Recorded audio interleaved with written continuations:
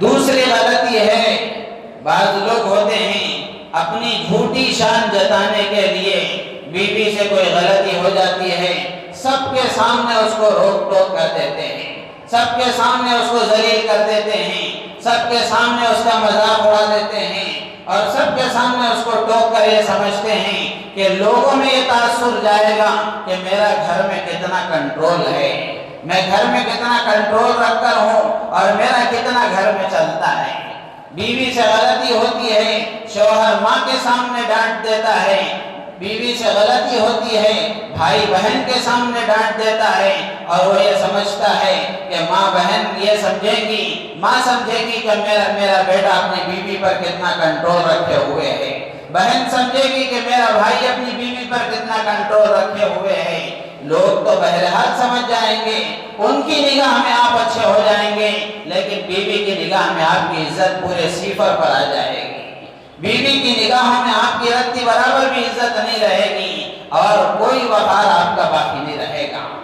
بیوی سے اگر کوئی غلطی ہو جائے اس کو تنہائی میں سمجھانا چاہیے، اور تنہائی میں اس کو بتانا چاہیے کہ یہ کام ایسا نہیں، ایسا ہونا چاہیے تھا، تم اگر ایسا کرتی تو وہ صحیح ہو جاتا، تم نے یہ طریقہ اختیار کیا جس کی وجہ سے غلطی ہو گئی۔ اگر اس سے کوئی اچھا کام ہو جائے تو تعریف سب کے سامنے کرنی چاہیے، غلطی پر تنبیہ تنہائی میں کرنا چاہیے۔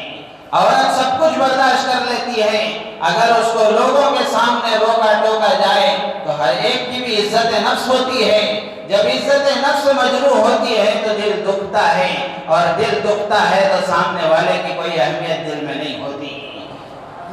جس کی وجہ سے بیوی کی نگاہ سے شوہر کا پورا وقار ختم ہو جاتا ہے، ذرا برابر بھی اس کے لیے بیوی کے دل میں جگہ نہیں ہوتی۔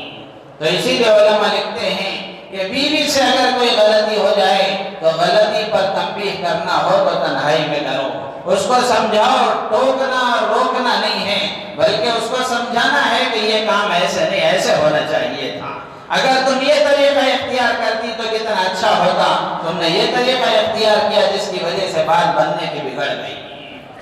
تعریف کرنی ہو، کوئی اچھا کام اس سے ہو جائے، سب کے سامنے تعریف کریں۔ تنہائی میں بیوی سب کچھ برداشت کر لے گی، جلی کٹی اگر سنانا ہو وہ بھی بیوی سن لے گی، لیکن سب کے سامنے